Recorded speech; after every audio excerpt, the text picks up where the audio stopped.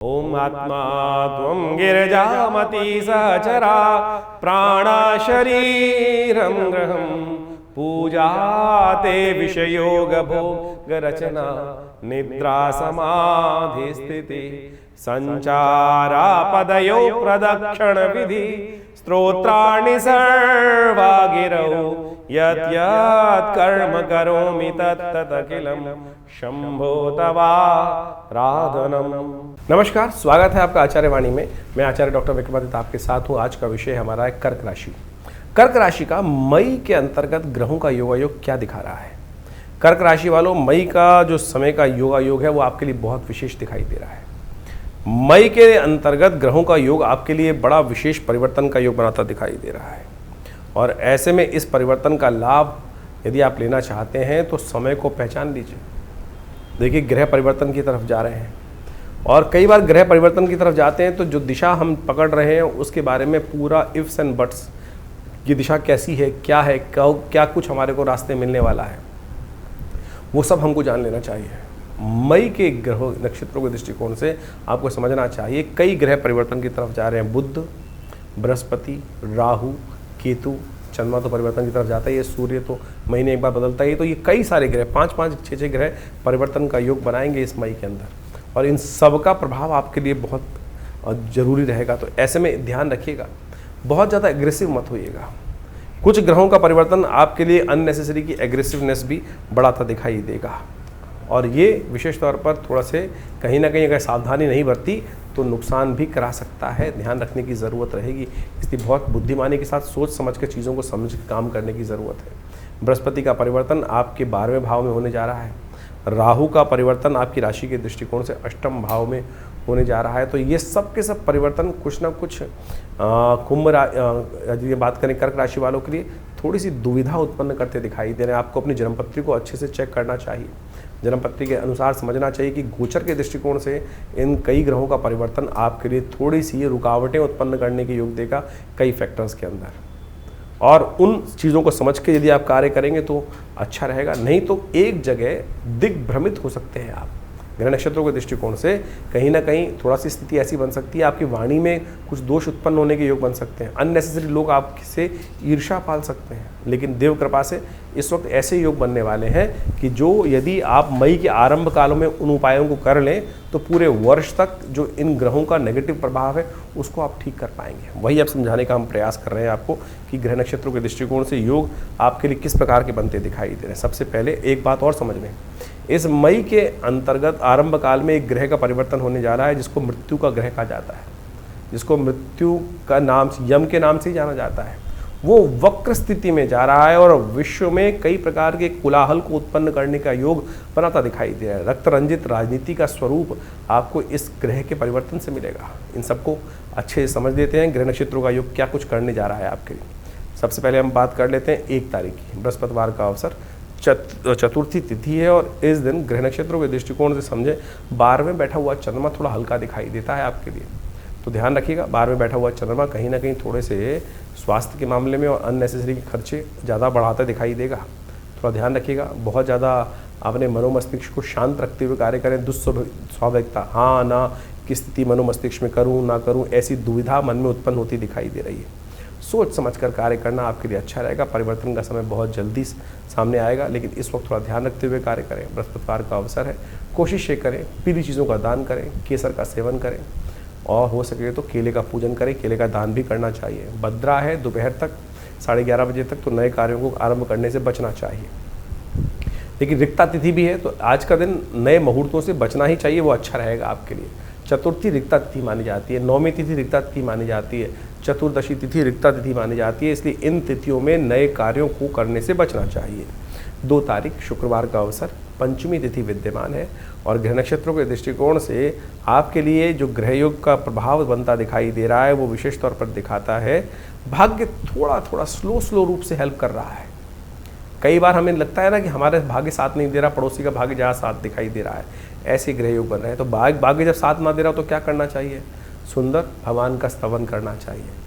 जा पर कृपा राम की हुई, ता पर कृपा करें सब कोई, इस भाव को ध्यान रखना चाहिए। कोई जब व्यक्ति हमारे पुण्य घट जाते हैं कई बार, तब हमको लगता है कि हमारे जीवन में कष्ट आता है और यदि पुण्यों का अकाउंट लबालब घड़ा भरा रहे तो फिर हम कभी भी अपने जीवन में चलते चले जाएं, ग्रह नक्षत्र कैसे भी हों। इसलिए पुण्य को, ग्रह नक्षत्र से ऊपर की चीज़ जो है वो पुण्य, जितने ज़्यादा पुण्य होंगे ना, आपके बैंक में अच्छे खासे पैसे पड़े हों तो कई बार रिसेशन भी आ जाए मार्केट में तो आपको ज़्यादा फर्क नहीं पड़ता है, दुनिया रोती रहती है। तो ऐसे में पुण्यों के अकाउंट को लगातार बढ़ाए रखना चाहिए। इस दिन आदि शंकराचार्य जी की जयंती है, कोशिश करें, शंकरो शंकराचार्य वर्णित किया गया है। इस वक्त केदारनाथ के द्वार खुल चुके हैं, वहीं उनकी समाधि है, वहाँ जाकर दर्शन जो करते हैं बड़े भाग्यशाली होंगे। वहाँ जाकर भगवान का सानिध्य लेने से कष्ट निवारण करने का योग बनेगा। शुक्रवार का अवसर है, गौ पूजन करें, गाय को हरा पालक खिलाएं, आपके लिए अच्छा रहेगा। खट्टे फलों का दान करें, आपके लिए अच्छा रहेगा। 3 तारीख शनिवार का अवसर, षष्ठी तिथि विद्यमान है और बड़ा महत्वपूर्ण परिवर्तन का योग बन रहा है ग्रहों का।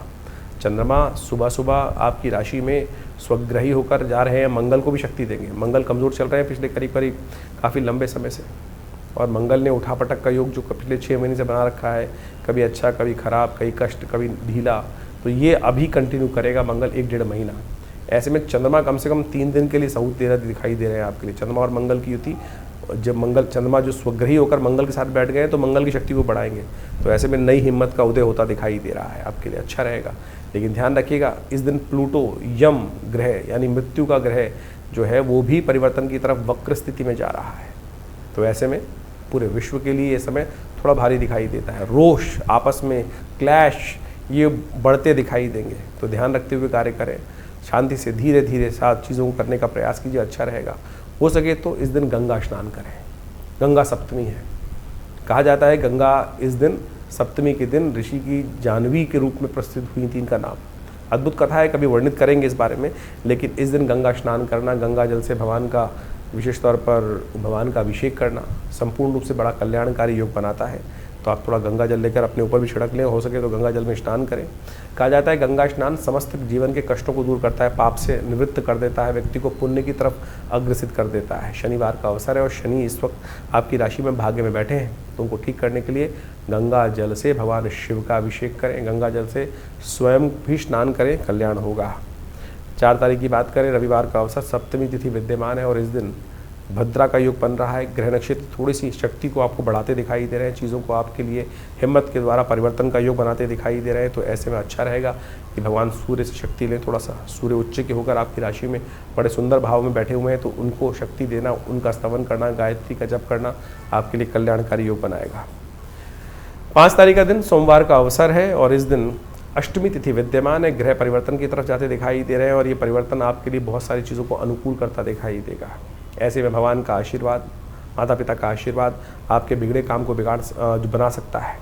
तो ऐसे में जो भी कार्य करने हैं उनको थोड़ी शक्ति के साथ करें। हो सके तो सुबह सुबह माता पिता का दर्शन कर भगवान का दर्शन करके उनकी आज्ञा लेकर, उनका आशीर्वाद लेकर काम करेंगे तो अच्छा रहेगा। कई बार हमारे जीवन में शत्रु इतने भारी हो जाते हैं कि हमको उनसे बचने का रास्ता ही नहीं मिलता है। तो ऐसे में शास्त्र में विभिन्न रामबाण उपाय उपस्थित किए गए हैं, ब्रह्मास्त्र उपस्थित किए गए शास्त्र में। वही उनमें से ही एक दिव्यास्त्र का जो प्रयोग शास्त्र में वर्णित है, जिनको बगलामुखी रूप में जाना जाता है, उन भगवती की, दश महाविद्या के अंतर्गत आने वाली भगवती की जयंती है, जिसको बगलामुखी स्वरूप माना जाता है। बड़ा दिव्य स्वरूप है भगवती का, अनेक अकाट्य कार्यों को पूर्ण करने वाला है। इनका बाण अकाट्य है और जहाँ उपयोग किया जाता है, बाकी सारे कई बार प्रयोग ढीले पड़ जाते हैं, लेकिन ऐसे में इनका प्रयोग ढीला नहीं पड़ता है। लेकिन इनकी स्तुति करते वक्त बहुत सारे नियमों का पालन करना चाहिए। दिव्य स्वरूप है भगवती का, लेकिन ऐसे ही साधारण तौर पर लोग कर लेते हैं, तब कहीं ना कहीं गलती हो जाती है और वो कहीं ना कहीं प्रयोग उल्टा भी हो जाता है। शास्त्र की बात समझ लेनी चाहिए हमको। वैशाख मास की अष्टमी के दिन बगलामुखी जी की जयंती होती है और बगलामुखी जी का जो नाम है ना, वो वैसे ही भगवती का दिव्य स्वरूप है, जो दश महाविद्या के अंतर्गत आता है और बड़ा चमत्कारिक स्वरूप माना जाता है। आज की तारीख में बहुत सारे लोग विभिन्न शांतिक पौष्टिक कर्मों में भी भगवती बगलामुखी के विभिन्न मंत्रों का प्रयोग कर लेते हैं और कुछ लोग बता देते हैं कि भगवती बगलामुखी की आराधना करो, जीवन के कष्ट दूर हो जाएंगे। देखिए, ऐसे में ध्यान रखना चाहिए, भगवती के विभिन्न बीज हैं, विभिन्न मंत्र हैं, पूरी विधि है। माँ भगवती समस्त मनोरथों को सिद्ध करने वाली हैं, लेकिन जहाँ सुई का प्रयोग है वहाँ तलवार का प्रयोग नहीं करना चाहिए। तो ऐसे में बड़ी शांति के साथ ध्यान करते हुए भगवती के मंत्रों का उपयोग करना चाहिए। कहीं हल्का सा गलत प्रयोग जो है वो बड़ा कठिन कारक बन जाता है। आमतौर पे वैसे तो लोग मंत्र को सही से उपयोग करते नहीं हैं। यदि विधि यानी ये ऐसा ब्रह्मास्त्र है कि इसको छोड़ने के बाद फिर वापस नहीं लिया जा सकता, और बहुत बाद में कई बार विकट स्थिति बन जाती है। हम छोटी सी ईर्ष्या के कारण से भगवती के विभिन्न प्रयोग करने की तरफ उद्धृत हो जाते हैं और वो अनिष्ट कर देते हैं सामने वाले का। और एक बात समझें, ये वो मंत्रों का प्रयोग है कि गोली नहीं है कि जो आप किसी भी मूर्ख व्यक्ति भी चला देगा तो सामने वाले का अहित हो जाएगा। ये वो प्रयोग है कि इसके अंदर पूर्ण भगवती का कृपा मंत्र है। आप ये समझ लीजिए, अगर सामने वाले का कोई दोष नहीं है तो आपके ऊपर वापस आकर जिस प्रकार के इस मंत्र प्रयोगों का आघात होता है वो बड़ा भयावह होता है। मैंने देखा है, बिल्कुल अपने जीवन में देखा है कि बहुत सारे लोग ज़बरदस्ती, बहुत पुरानी बात है, हमारे आश्रम पे एक व्यक्ति आते थे और वो आप माने कि बहुत, जैसे हमारे यहाँ वर्ण 4 वर्ण बताए गए हैं, ना तो ब्राह्मण नहीं थे, लेकिन उनको एक मंत्र कहीं से मिल गया और बगलामुखी जी का मंत्र था, और जहाँ वो रहते थे किराए पे रहते थे, और क्या हुआ कि वो अपने मालिक से भिड़ गए। उनको वो निकालने का प्रयास कर रहा था, ये मान नहीं रहे थे, निकल नहीं रहे थे, कुछ ना कुछ दिक्कत चल रही थी, सरकारी जॉब में थे। उन्होंने उस मंत्र का प्रयोग शुरू कर दिया, जिस प्रकार का वो मंत्र वर्णित है शास्त्र के अंदर, जिस प्रकार से कहा गया, मैं पूरा मंत्र तो नहीं बोलूँगा यहाँ पर, वाचम मुखम पदम स्तंभे जिह्वाम कीले बुद्धिम विनाशे, इस प्रकार से मंत्र है, वो पूरी तरह से उसका पीली सरसों से प्रयोग, तो जिस प्रकार से शास्त्र में वर्णित है उसकी पूर्ण विधि पुस्तकों में लिखी है, और उस व्यक्ति ने वो विधि को आरंभ कर दिया। और सत्य माने उस व्यक्ति ने जो शास्त्र में वर्णित पुस्तकों के माध्यम से उस विधि को पूरी तरह से, मैं कहूँगा ब्राह्मण नहीं था, शूद्र था, लेकिन उसने वो विधि को ज्ञान प्राप्त कर ये मेरा देखा प्रभाव है। आया था आश्रम पर, हमने मना भी किया उसको, पिताजी ने खूब मना किया, भाई इस प्रकार के प्रयोग नहीं करने चाहिए, इससे अनित होता है। बोला बहुत कष्ट में हूँ, ये है वो है, तो नहीं माना। हमारे द्वारा दीक्षित तो नहीं था, लेकिन पुस्तक उसके पास थी, बाजारे मिल जाती है, वो ले आया उस पुस्तक को और उसने उसका प्रयोग किया, और सत्य माने उस सामने वाले व्यक्ति के घर के 3 लोग का उसने अहित कर दिया, 3 लोग का अहित उसी वक्त उस प्रयोग से हुआ। लेकिन बाद में उस व्यक्ति के पूरे परिवार का, स्वयं का जो हाल हुआ वो बहुत भयावह था। तो ऐसे में बड़ी सावधानी के साथ आपको ध्यान रखना चाहिए। आज की तारीख में एक जनरल ट्रेंड बन गया है कि संतान नहीं है, बगलामुखी का प्रयोग करा लो, घर में अशांति चल रही है, कुछ कष्ट ठीक नहीं हो रहा है, बगलामुखी का प्रयोग करा लो। हमारे पास आश्रम पर नित्यपति कॉल आते हैं कि हमें बगलामुखी का प्रयोग कराना है, ये करना है, वो करना है, और तो और बड़ी विचित्र स्थिति है। मैं आपको बाल्यकाल की एक अवस्था बताऊं कि लोग इस प्रकार के योग बनाते हैं कि एक जो वो स्थिति बताने की नहीं है, लेकिन बड़ा विचित्र स्थिति है। एक पंडित जी थे, वो अनुष्ठान के लिए जा रहे थे और अनुष्ठान करने के लिए बोले एक बड़ा घड़ा लाओ, बड़ा टब लाओ, और जो अनुष्ठान जब करेंगे वो पानी के अंदर खड़ा होकर करेंगे। यानी यजमानों को किस प्रकार से मूर्ख बनाने के लिए स्थिति बनती है। बहुत, मैं कहूँगा पंडित नहीं है ऐसे लोग कलाकार हैं। और उन्होंने जितने पंडित इकट्ठे किए, 5 पंडित 6 पंडित, उन सबको खड़ा किया उन पतीलों के अंदर पानी भरकर, जैसे बगला। अरे क्या स्थिति, बगलामुखी बगला जो होता है पानी में खड़ा होता है, और ऐसी स्थिति में हम जब करके दिखाएंगे। यजमान भी बड़े आज की तारीख में धुरंधर होते हैं, उन्होंने भी पंडित जी से कहा, पंडित जी बड़े स्थिति में, ऐसी स्थिति बची हुई है। तो क्या क्या स्थिति आज लोक में है, ये व्यंग का शब्द नहीं है, ये बहुत ही ब्रह्मास्त्र है। बगलामुखी का जो प्रयोग, अभी छिन्नमस्तिका देवी का इसी के पास जयंती आएगी, तो उन सब के प्रयोग शास्त्र में जो वर्णित है वो अद्भुत कार्य करते हैं। जहाँ आपके केस चल रहे हैं, कष्ट चल रहे हैं, जीवन में बहुत ही भयावह स्थिति हो चुकी, सामने वाले ने बहुत, तब तो कोई रेयरेस्ट ऑफ रेयरेस्ट कार्यों में करने का शास्त्र में वर्णित है, लेकिन बहुत कंट्रोल लेवल में करने का प्रयास करना चाहिए। और उसको यदि बहुत सावधानी के साथ किया जाए तब वो चीज़ें आपके लिए, अपनी सुरक्षा पहले, हर मंत्र का प्रयोग स्वयं कवच के साथ, कवच विभिन्न प्रकार के उनके प्रयोग, शापोद्धार इत्यादि हर चीज़ में वर्णित है, पूरी विधि शास्त्र में वर्णित है। यदि आपने उनमें से एक विधि भी छोड़ दी तो वो आपके ऊपर वापस जब प्रयोग आएगा आप उसकी रक्षा नहीं कर पाओगे। तो ऐसे में मेरा आप सबसे अनुरोध है कि बहुत शांति के साथ गुरु के सानिध्य में रहते हुए इन समस्त प्रयोगों को करने का प्रयास करें। बहुत सारे लोग तथाकथित तौर पर बरगलाने का प्रयास करते हैं, तो उन सबसे बचते हुए कार्य करने की ज़रूरत है। तो ऐसे विधान शास्त्र में जो वर्णित चमत्कार के रूप में है, और आप समझें कि हमारे स्वयं भी बहुत बड़ा आश्रम चलाते हैं हम, बहुत सारे जीवन में कष्ट भी आए और कभी ऐसी आवश्यकता पड़ी तो जहाँ बहुत क्लिष्टता समय था, बगलामुखी के प्रयोगों को उपयोग करके देखा गया, महाकाली के प्रयोग को उपयोग करके देखा गया, स्वयं के लिए उपयोग करके देखा गया, चमत्कार उपस्थित कर देता है। ऐसे समस्याओं को दूर कर देता है जैसे गधे के सिर पे से सींग। पता नहीं कब वो समस्याएं चली जाएं, कैसे ठीक हो जाएं, और हमने वो बिल्कुल स्थिति को समझ के देखा है। कोशिश ये करें, बस सानिध्य बहुत ज़रूरी है, अपनी रक्षा बहुत ज़रूरी है। इन सब चीज़ों को समझते हुए कार्य करेंगे तो अच्छा रहेगा। तो कर्क राशि वालों, बगलामुखी जी का दिव्य प्रयोग आपने समझा, तो इस दिन कम से कम एक प्रयोग आप कर सकते हैं, बड़ा शांतिक प्रयोग है। बगलामुखी जी के यंत्र को उनके मंत्र से सिद्ध कर कर अपने घर में रखवा लें, और कहा जाता है कि सिद्ध करके पूरे वर्ष अपने घर में रखना चाहिए। उन पर पीले पुष्प हर रोज़ अर्पित करने चाहिए। उनका एक मंत्र है जो शांतिक और प्रसन्नता बीज मंत्र है, ओम ह्रीम नमः। इसका नित्य प्रति स्तवन करके उनको पीले पुष्प अर्पित करते चलें, और भगवती के आशीर्वाद से आपके घर के कष्ट बहुत जल्दी, शत्रु बाधा इत्यादि दूर होने के हमेशा योग बनते रहेंगे। ये कोई तांत्रिक प्रयोग नहीं है, बड़ा शांतिक पौष्टिक कर्म है। इस स्वरूप को रखना आपके लिए संपूर्ण रूप से कल्याणकारी योग बनाता है। तो ऐसे में इसका ध्यान रखते हुए कार्य करना चाहिए। 5 तारीख सोमवार का अवसर जो था ये आपने समझा। 6 तारीख के दिन बड़ा अद्भुत दिन बन रहा है, मंगलवार का दिन है, नवमी तिथि विद्यमान है, और इस दिन ग्रह नक्षत्रों का परिवर्तन का योग आपके लिए बहुत अच्छे योग बना रहा है।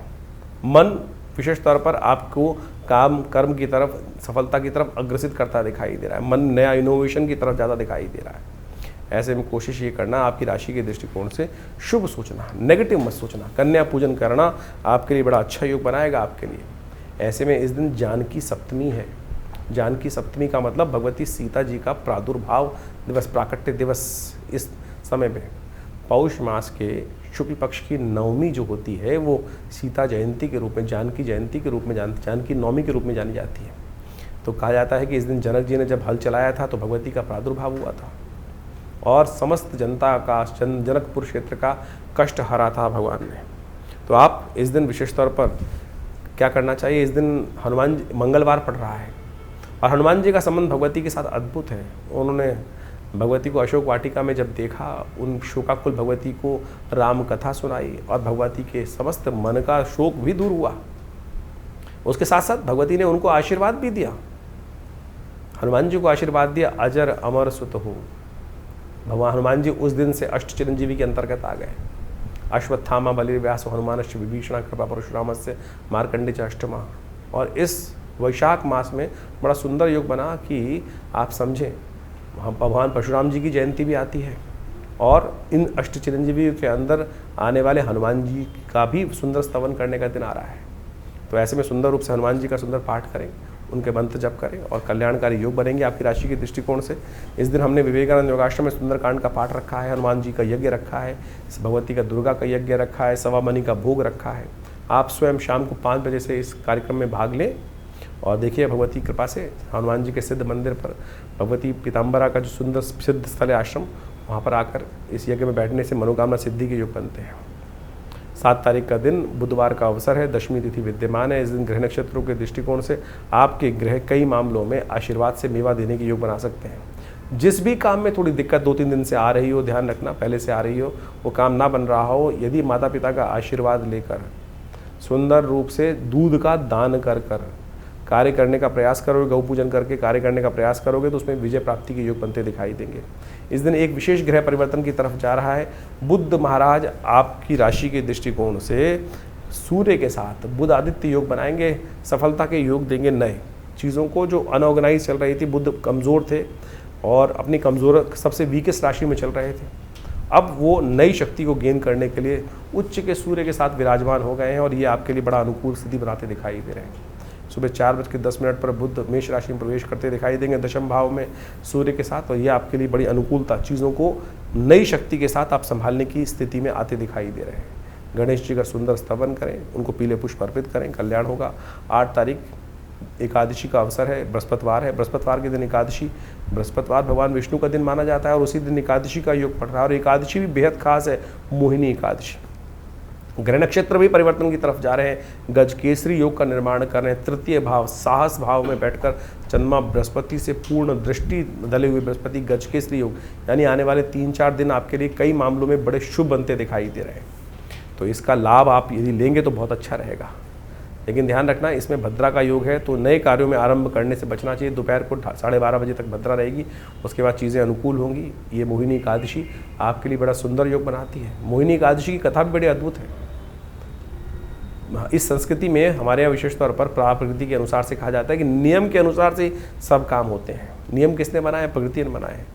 लेकिन भगवान भक्तों के लिए नियम भी बदल देते हैं। प्रेम के पाले पड़कर भगवान अद्भुत रूप से नियम बदलते हैं और किसी भी रूप में आकर भगवान कष्टों को निवारण करने का योग बनाते हैं। मोहिनी अवतार वही भगवान का दिव्य स्वरूप है।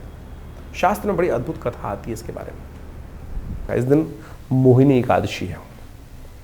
भगवान विष्णु पालक माने जाते हैं और वो सबका पालन करते हैं। जो भी भक्त हैं भगवान की कृपा से ही उनके अनिष्ट दूर हो जाते हैं। एक बार शंभु भगवान, जो ऐसे कहे जाते हैं भगवान शिव, जिस पर को भी आशीर्वाद देते हैं उसका कल्याणकारी योग बना देते हैं। जो भी जाता है उसको तथास्तु भगवान भक्त, वो ये नहीं देखते कौन भक्त किस प्रकार से, जो उनकी श्रद्धा करता है उन सबको आशीर्वाद मिलता है। कहा जाता है एक दिन भस्मासुर उनके समक्ष गया, बड़ी साधना करी, बड़े अद्भुत रूप से वर्षों तक, सालों तक, सदियों तक उनकी साधना करता रहा। भगवान प्रसन्न हुए और कहा तथास्तु, मांगो वरदान।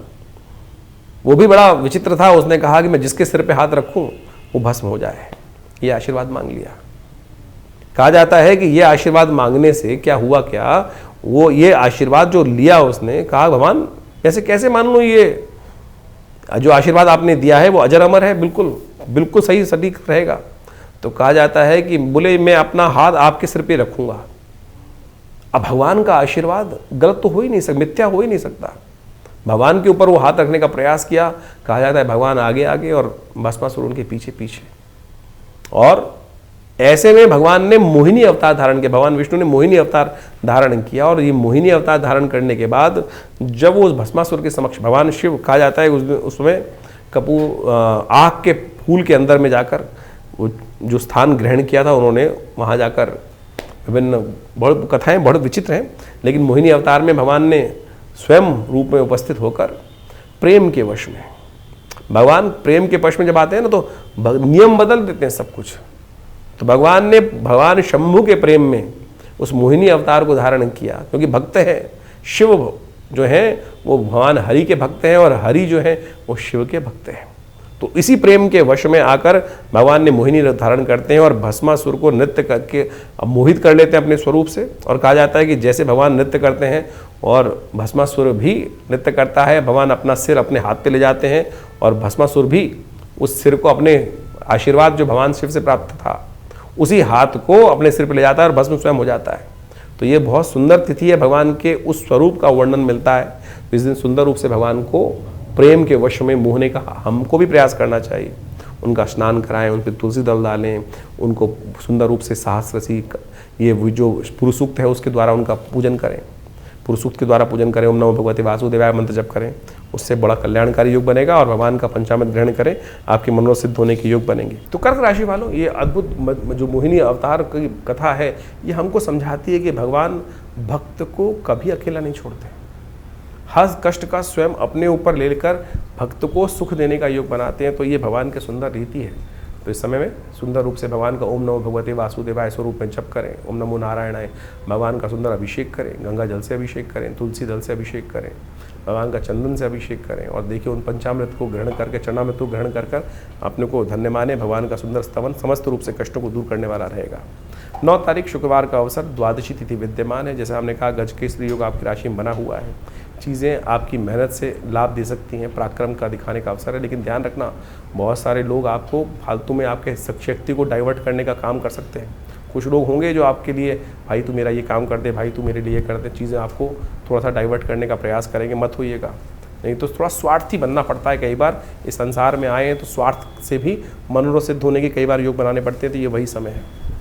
इस दिन शुक्र प्रदोष का योग बन रहा है। इस दिन सांसारिक सुख वैभव को प्राप्त करने के लिए हमको भगवान का सुंदर अभिषेक, सुंदर भगवान शंकर का शाम के समय प्रदोष काल में, जो प्रदोष काल है शाम के समय सूर्यास्त के बाद करीब करीब जो 40 मिनट का समय होता है, उसमें भगवान का दूध से अभिषेक करें हो सके तो दही से अभिषेक करें, सांसारिक सुख प्राप्ति के योग बनेंगे।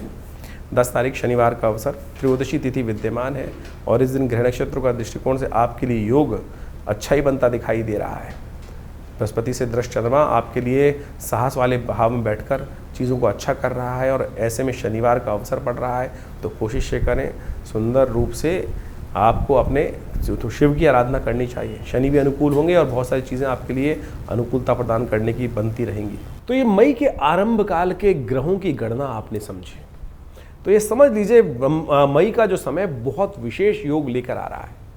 मई का ये योग विशेष तौर पर देखिए कई ग्रहों का परिवर्तन की स्थिति, जैसे हमने आपको कहा, ये परिवर्तन की स्थिति बहुत विशेष है।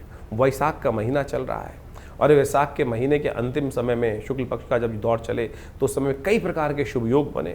और एक समझ लेना चाहिए आपको कि आमतौर पर आजकल ज्योतिष के अंदर विशेष तौर पर यह बात हो गई है कि हम ग्रहों का निवारण किस प्रकार से करें, और हम जो उपाय बताते हैं ना वो वैदिक पुराणिक मत से बताने का प्रयास करते हैं। बहुत सारे लोग तथाकथित तौर पर टोटकों में फंस जाते हैं, लेकिन भारतीय संस्कृति में भारत को समझने के लिए वेद उपनिषद ये सब जो पुराण इत्यादि मत हैं जो कथाओं के माध्यम से हमारे साथ जुड़े हुए हैं, एक तो हमारा इतिहास भी है और साथ साथ हमारे कष्टों के निवारण करने का वास्तविक सिद्धांत भी है। पंचांग के अंदर कई लोग अध्यात्म को बिल्कुल ही भूलने का प्रयास कर रहे हैं और कई लोग इस प्रकार से समझते ही नहीं है कि बहुत ज्योतिष भाई वेद का अंग है। ज्योतिष को अध्यात्म से हटकर देखा ही नहीं जा सकता है। अध्यात्म से हटके समझने का प्रयास करेंगे तो ग्रह गणना को विशेष तौर पर ना तो उसकी वास्तविकता आप समझ सकते हैं, वो तो मैथमेटिक्स कैलकुलेशन के रूप में आप उसको केवल गणनाओं के तौर पर समझ सकते हैं, लेकिन निवारण, कष्ट का निवारण जो है वो इतिहास में दर्ज है। पुराण उपनिषद वेद ये सारा का सारा भारतीय संस्कृति का ऐसा एक सार गर्भित ग्रंथ है कि जिससे हमको जीवन जीने की कला भी समझ में आती है। और ये वैशाख का महीना चल रहा है जिसे भगवान ने अपना नाम दिया है। कार्तिक से भी बढ़िया कोई मास हो सकता है जिसमें सुंदर योग बनते हैं, चाहे वो विशेष तौर पर आप समझे जिसमें आज हमने आपको समय कालांतर में बताने का प्रयास किया। अक्षय तृतीया वैशाख के महीने में आती है और साथ साथ विभिन्न प्रकार की जयंती आती हैं, बगलामुखी जयंती आती है। जीवन में कष्ट चल रहा हो कैसे निवारण करेंगे? अगर एक पुराने हमारे कवि साहब ने लिखा, क्षमा शोभती उस भुजंग को जिसके पास गरल हो। अभी भारत के ऊपर इतनी भयावह स्थिति बनी, कुछ लोगों ने भारत के सम्मान को तार तार करने का प्रयास किया। यदि हम पे शक्ति नहीं होगी जैसे तो हम कैसे, कोई भी आके थप्पड़ मार के चला जाएगा, और यदि शक्ति होगी तो उसका प्रत्युत्तर देकर अपने सम्मान को पुनः स्थापित करने का कार्य किया सकते हैं। बगलामुखी छिन्नमस्तका इत्यादि की जयंती इस वैशाख के महीने में आती है। ये शक्तियों का इसीलिए शास्त्र में वर्णन है कि भाई जीवन में कष्टों का निवारण करने के लिए जो आपके पास शक्तियां हैं, ब्रह्मास्त्र हैं, उनका उपयोग किया जाना चाहिए। नहीं तो कोई भी आपके जीवन में कष्ट यदि आ रहा है तो ऐसा तो नहीं। हमारे ऋषि मुनियों की अद्भुत खोज है, बगलामुखी जी के ऐसे अकाट्य प्रयोग हैं कि जब वैसे तो उनका प्रयोग निषेध है शास्त्र के अंदर, लेकिन जिस प्रकार से वो शब्द जो मंत्र इत्यादि हैं, ओम ह्रीं बगलामुखी सर्वदुष्टानां वाचम मुखम पदम स्तंभे जिह्वाम कीले बुद्धिम विनाशे ह्रीं ओम, जिस प्रकार से उनका उपयोग है अद्भुत है, अद्भुत। यानी यदि शास्त्र में जैसा हमने कहा कि उनका उपयोग ये साधारण तौर पर निषेध माना गया है, लेकिन जब सर से पानी ऊपर चला जाए और आपने कोई अपराध नहीं किया है, सामने वाला आपको खत्म करने के कगार पे है, तब इन ब्रह्मास्त्रों का प्रयोग शास्त्र में वर्णित किया गया है। और आदिकाल में लोगों ने हजारों लाखों लोगों ने इसका उपयोग करके अपने कष्टों को दूर करने का रास्ता बनाया है। इसी प्रकार से छिन्नमस्तिका देवी की जयंती इसमें आए, नरसिंह भगवान की जयंती इसमें आ रही है, और तो और अनेक प्रकार के सुंदर योग इस वैशाख के महीने में बनाए हैं। और सुंदरतम प्रभाव ऐसा बताया गया है कि केवल जल का दान ही समस्त कष्टों से निवारण का योग बना देता है। वो सब हमने आपके समक्ष रखने का प्रयास किया। ज्योतिष को कई लोगों ने केवल नग बेचने का धंधा और कुछ ना कुछ और बदतमीजी, और बहुत सारे आज की तारीख में लोग पता नहीं ज्योतिष को कहीं कोई रिलेशन नहीं है। एक तो महानुभाव हम अभी समझ में आ रहा है, लोग हमसे आगे पूछते हैं कि बहुत सारे ज्योतिषी कहते हैं कि सुरा पान करना भी ग्रहों को शक्ति देता है। अरे मूर्खता की पराकाष्ठा है। किस प्रकार से शास्त्र में कहां किस प्रकार से कौन से जगह वर्णित है जिनको शब्दों का, संस्कृत का एक आ ई उ का ज्ञान तक नहीं है, शब्द पता ही नहीं है कि जो किस प्रकार से उपस्थित करने की बात कर रहे हैं। कुछ लोग तो आज भारतीय संस्कृति को इस प्रकार से कहते हैं कि देवता जो सोमरस का पान करते हैं उसको हम मदिरा के साथ जोड़ देते हैं। अरे मदिरा और सुरापान में बहुत फर्क है। सुरा का मतलब होता है चंद्र से निकला हुआ अमृत के समान शीतल पेय जो अमृतत्व का वर्णन करता है। क्या वो सुरा के मदिरा के साथ उसको जोड़ सकते हैं आप? और अभी ज्योतिष में ऐसी वर्णन कर रही है कि किसी को मदिरा पिलाना भी उपाय होता है, ग्रहों को शक्ति दे देता है, सत्यानाश कर देगा। किसी भी ज्योतिष के वास्तविक तौर पे अनुभव के ग्रंथ की बात करें तो वहाँ ये लिखता है शराब और कबाब, चाहे लाल किताब, चलिए आज की तारीख में प्रचलित लाल किताब है, वहीं जाके पढ़ लीजिए कहाँ किस ग्रह के उपचार के लिखा है। वहाँ तो ये बात लिखी है कि शराब और कबाब जिसकी ज़िंदगी में आ जाएगा वो बर्बाद हो जाएगा व्यक्ति। तो आप समझें ज्योतिष को जिस प्रकार से आज तथाकथित लोगों ने जिस प्रकार से पहुंचाया है, कहाँ कहाँ पहुंचा दिया है, उन सबको आज हटाने का हम प्रयास करें सही रूप से। हमने ज्योतिष को वैदिक ज्योतिष के साथ जोड़कर आपके समक्ष उपाय रखें। और इस वैशाख महीने में आप समझें, हमारे यहाँ व्यवस्थाएं बताई गई है, माधव मास इसका नाम रखा गया। केवल जल का दान, कलश भरकर जल का दान करने से ही आपके जीवन के, इस मास में कहा जाता है कि एक बार हरिनाम का स्मरण कर लें तो आपके समस्त कष्ट निवारण करने के योग बन जाते हैं। तो आप इन सब सिद्धांतों को सही रूप से समझने का प्रयास करें। और जैसा ज्योतिष की गणनाओं पे इस महीने में, मई के महीने में बहुत ग्रहों का परिवर्तन है, जीवन परिवर्तन की तरफ जा रहा है। गुरु अतिचारी स्थिति में आ चुके हैं और वो ग्रह परिवर्तन, राशि परिवर्तन का एक महत्वपूर्ण योग बना रहे हैं इस मई के मध्यकाल में। इसके साथ साथ राहु का परिवर्तन का योग बन रहा है। ये सारे परिवर्तन आपके लिए बहुत महत्वपूर्ण रहने वाले हैं, एकदम स्थिति परिवर्तन की तरफ जाने वाली है। ऐसे में थोड़ा सावधान रहकर देखिए, ग्रह गणना के अनुसार से ये भी समझ लें, क्योंकि इस समय में जो ग्रहों का योग बन रहा है, आप समझें कि जो ग्रहों का योग बना कि जो रविवार के 5 योग बन गए, और कई बार यदि दृष्टि देखें जिन जिन क्षेत्रों में 5 मंगलवार का योग की एक तिथि बढ़ रही है, कहीं ना कहीं तिथि बढ़कर जो है वैशाख पूर्णिमा से आगे निकल जाएगी तो मंगलवार का योग भी आ जाएगा, तो 5 मंगल का योग बन जाएगा।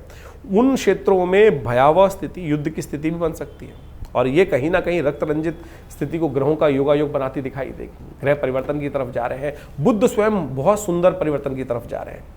बुध का ये परिवर्तन बहुत विशेष होने वाला है। बुध जिस प्रकार से काफी लंबे समय तक क्षीणस्थ अवस्था में थे, नीच की राशि में चल रहे थे, और वो परिवर्तन कर सूर्य के साथ बुध आदित्य योग बना के चले गए हैं।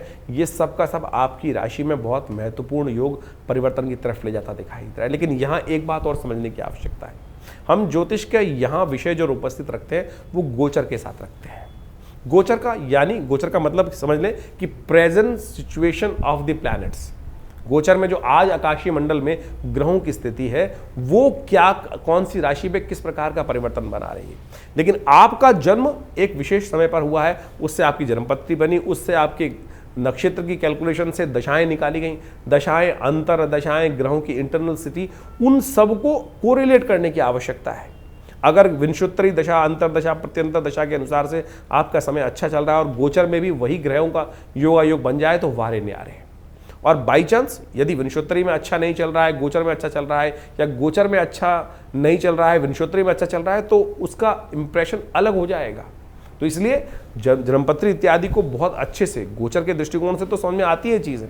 कई बार बहुत सारे लोगों के प्रश्न आते हैं, बोलते हैं कि आपकी राशि के दृष्टिकोण से हमने जो योग बन रहा है वो बहुत अच्छा बता रहे हैं, लेकिन हमारे जीवन में घटित नहीं हो रहा है। कारण क्या है? कारण होगा आप हमारे अपने इंडिविजुअल चार्ट के अंदर कोई ना कोई ऐसी ग्रह स्थिति बैठी हुई है कि जिसका हमको ज्ञान नहीं हो पा रहा है। और जो वहाँ अगर किसी व्यक्ति की कुंडली में दरिद्र योग बना हुआ है, केमुद्रम योग बना हुआ है, आपकी कुंडली में 100 राजयोग है और एक केमुद्रम योग, चंद्रमा बिल्कुल अकेला है, कोई शुभ ग्रह से दृष्ट नहीं है और आसपास उसके 2-2 भाव तक कोई ग्रह नहीं बैठा है, तो फिर दरिद्र योग हो गया है। और 100 राजयोगों को अकेला वो केमुद्रम योग खत्म कर सकता है।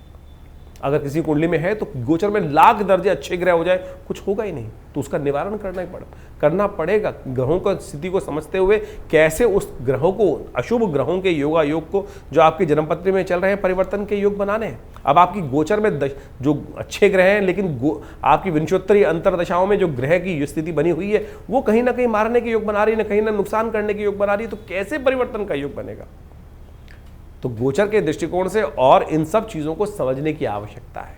ज्योतिष बिल्कुल सत्य है, प्रमाणित है, इसमें एक भी बात कपोल कल्पित नहीं हो सकती।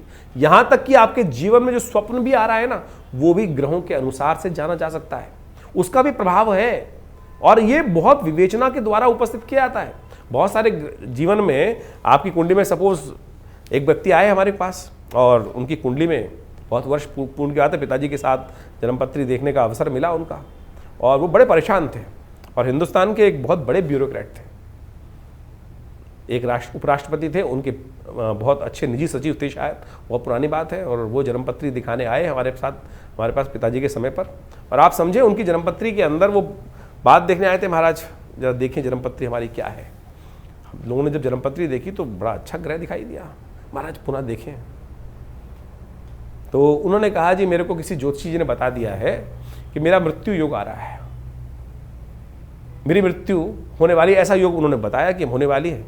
जब हमने बहुत जन्मपत्री को देखा तो हमने कहा जी आपकी कुंडली में तो पूर्ण आयु है, हाँ, लेकिन जिन ज्योतिषी ने बताया है वो भी चमत्कार किया है, बिल्कुल मृत्यु होने के योग है आपकी कुंडली में, लेकिन उस मृत्यु के बाद भी आप जीवित रहेंगे। वो बड़ा सकपकाया व्यक्ति, मुझे अभी भी याद है। तो जब ये स्थिति बनी तो कारण क्या था, उसका जो ग्रह था वो स्वप्नादि अवस्था में था, जो मृत्यु कारक योग बना रहा था वो स्वप्न आदि अवस्था में थी, यानी उसकी मृत्यु होने का योग था लेकिन स्वप्न में मृत्यु होने का योग था। ये वो ज्योतिषी देखना भूल गए और व्यक्ति परेशान हो गया। तो आप समझे आपकी जन्मपत्री में कौन सी अवस्था, ग्रहों की अवस्था देखी जाती है। बालादि अवस्था में ग्रह है, वृद्धादि अवस्था में ग्रह है, जागृत अवस्था में है, स्वप्नादि अवस्था में है, या मृत अवस्था में ग्रह है। अब समझें कि आपकी कुंडली के अंदर बहुत सारे, जो आप संपूर्ण कुंडली कैलकुलेट करते हैं तो बालादि अवस्था भी ग्रह मानी जाती है, जिसका ग्रह भी जन्म हुआ हो, बालादि अवस्था में हो, युवा में है या प्रौढ़ में है या बहुत बुढ़े में अवस्था में है या मृतावस्था में है। ग्रह भी मृतावस्था में होता है। तो यानी वो कब कौन से अंशों में कहां किस प्रकार से बैठा है, इन सब चीजों की इतना वृहद वर्णन ज्योतिष शास्त्र के अनुसार से किया जाता है और उसके बाद विवेचनाएं की जाती है। ग्रह आप समझे ऐसी अवस्थाएं बनती हैं कि प्रत्यक्ष अवस्था में या हास्यादि अवस्था में, ग्रह की अवस्था हास्यादि अवस्था, यानी मजाक वाली स्थिति में भी ग्रह है कि आपका ग्रह बहुत बढ़िया उच्च का होकर बना हुआ है, लेकिन उसकी अवस्था हास्यादि अवस्था में, तो मजाक उड़वाएगा आपका। बहुत बार जीवन में होता है कि सब कुछ होते हुए भी कहीं मजाक उड़ रहा है व्यक्ति का, सब कुछ हास्य परिहास हो गया। तो वानी वो ग्रहों की अवस्था भी इतनी ज्यादा ज्योतिष के अंदर बहुत गणनाएं बहुत सुंदर रूप से उपस्थित की गई हैं। इसके लिए अध्ययन की आवश्यकता है। आज की तारीख में तो बहुत सारे लोग सोशल मीडिया पर लोगों को ज्योतिषी बना रहे हैं। 4 दिन के अंदर ग्रहण ज्योतिष पढ़कर आप किसी भी प्रकार से आप बहुत सारे ग्रहों के मूल को समझकर प्रेडिक्शन करना जान जाएंगे। नीम हकीम खतराए जान, एक पुरानी कहावत है, नीम हकीम खतराए जान। आप किसी कुंडली में, जैसे मैंने ये आपको एक कहानी उपस्थित करी, कहानी नहीं है सत्य कथा है, वो व्यक्ति सोची क्या स्थिति रही होगी कि उसके मनोमस्तिष्क पे क्या स्थिति होगी कि वो व्यक्ति सोच रहा है कि मेरी मृत्यु होने वाली है। मेरा एक मित्र था, दिल्ली में बहुत बड़ी दुकान चलाते हैं, बहुत बड़ी एक लॉ की दुकान चलाते हैं। मुझे आज भी याद है कि अब इससे कुछ 10-15 वर्ष पूर्व उसके दिमाग में कोई ऑपरेशन की बात आई, दिमाग में कुछ समस्याएं थी, डायग्नोज हो गया था। और उन दिनों पिताजी हमारे थे, हमारे पास आया जन्मपत्री दिखाने के लिए। तो जन्मपत्री के अनुसार से हमको दिखाई दे रहा था यार इतनी भयावह स्थिति नहीं है जितनी तेरी स्थिति है। उसकी ऐसी स्थिति हो गई थी, घड़ी तू ले जा, ये स्थिति तू ले जा, अब जीना तो है नहीं, ऐसी स्थिति आ गई थी। लेकिन हमने उसको कहा कि भाई जिएगा, चिंता मत कर, तेरा ऐसा कोई भयावह स्थिति नहीं है। उसका एक लेज़र ऑपरेशन होना था ब्रेन का और वो कहीं भी जा सकता था, लेकिन प्रार्थना कराई भगवान की और साथ साथ उसकी ज्योतिष के दृष्टिकोण से उसको विश्वास दिलाया। आज 12-15 साल हो गए, उसको देखता हूँ, समझता हूँ, आज भी उसकी नमस्ते आती है, धन्यवाद आता है। तो आप समझे ज्योतिष के विषय बहुत है। ये नीम हकीम खतराए जान वाली बात बोली ना, किसी मन में भय डाल दिया। आज पूरा खेल भय का चल रहा है। चाहे किसी भी फील्ड में चले जाओ, किसी डॉक्टर के पास चले जाओ, वो कह देता है कि भाई ये तो बहुत खतरनाक बीमारी है, इसका तुरंत ऑपरेशन करा लो, कुछ और है नहीं, व्यक्ति बेचारा वैसे ही परेशान हो जाता है। तो ज्योतिष भय दिलाने वाली स्थिति नहीं है, ज्योतिष विश्वास दिलाने वाली स्थिति है। आपके जीवन में परिवर्तन लाने का रास्ता बनाया गया है। आपके जीवन में सिखाया जाता है कि कोई भी कष्ट है उसका सकल पदार्थ है जगमाही, कर्महीन पुरुष पावत नहीं। कर्म सही दिशा में कर्म किया जाए, जो उपाय निवारण, कारण जानने के बाद निवारण जो है वो ज्योतिष के उपनिषद इत्यादि यानी पुराण इत्यादि में ही तो वर्णित किया गया है कि किन किन के जीवन में कहां कहां घटना बनी, उन्होंने सत्यनारायण कथा करी और उससे उनके जीवन के कष्ट दूर हो गए। तो यही तो निवारण है। आज की तारीख में लोग बैठे हैं कि भैया वो शराब पिला दो, इस दिन शराब पी लो, इससे ग्रह परिवर्तन हो जाएगा, शुक्र और बलिष्ठ हो जाएगा। बलिष्ठ क्या होगा, आपका जीवन में समस्याएं कुछ और हो जाएंगी। आप सोचें कि आज की तारीख में लोग चुटकी बजाकर जो स्थितियों को उत्पन्न करने के लिए आज जो भी स्थिति की जा रही है वो ज्योतिष के दृष्टिकोण से कहीं उनका ज्योतिष से कोई मतलब है नहीं। तो हम इन समस्त चीज़ों को आपके समक्ष पूरी तरह से ज्ञान वर्धन करने के साथ साथ चीज़ों को सही रूप से करने का प्रयास करते हैं। तो ज्योतिष को सही रूप से समझें, चीज़ों को अपने जीवन में उतारने का प्रयास करें। जन्मपत्री आप दिखाना चाहते हैं तो उसके लिए अपॉइंटमेंट भी ले सकते हैं, और हमारे यहाँ से आपकी अपनी जन्मपत्री प्राप्त करने के लिए, अपने ग्रहों को समझने के लिए, कौन से आपके योग बने हुए हैं, किस प्रकार के योग बने हुए हैं, कौन से ग्रह कब फलीभूत होंगे, आपके लिए कौन सा उपाय श्रेष्ठ रहेगा, जनरल प्रेडिक्शन के तौर पर बहुत सारे लोग हमारे पास आते हैं। हम नग का विरोध नहीं करते भाई, हम कहते हैं सत्य पहने असली पहने, रुद्राक्ष इत्यादि जो भी चीज़ें शास्त्र में वर्णित है कहीं गलत नहीं है, कहीं कोई गलत नहीं है, लेकिन शुद्ध तो हो, सही तो हो। यदि आप हमारे यहाँ कौन से नग आपके लिए है वो भी बता दी जाते हैं, हम बताएंगे बिल्कुल, लेकिन हम बेचते नहीं, हम तो कोई बेचते नहीं हैं, बता जरूर देंगे। आप जानना चाहें तो आपको बता दिया जाएगा। तो वो जन्मपत्री के बहुत सारे मॉडल्स हैं हमारे यहाँ, वो भी आप निकलवा सकते हैं, अपनी जन्मपत्री की विवेचना करा सकते हैं। संबंध किस प्रकार से रहेंगे, कौन सा समय आपके लिए अच्छा है, दशाओं में कौन सा समय आपके लिए उपयुक्त आ रहा है, कब आपको अपने जीवन में आगे बढ़ने के लिए कार्य करना चाहिए, कब आपके जीवन में कार्य करने से आपको बचना चाहिए। तो आप उन सब संबंधों में जानने के लिए आश्रम के साथ संबंध साध सकते हैं। बहुत सारे विभिन्न प्रकार के उत्सव समय समय पर हमारे आश्रम पे होते रहते हैं, उनके बारे में भी आपको हम समय समय पर अवगत करा सकते हैं। आप अपने नाम से अपने उन यज्ञों में भाग लें, स्वयं आएँ, यज्ञ में बैठें, भगवान की प्रार्थना करें, देखिए चमत्कार होगा, कष्ट निवारण करने का योग बनेगा।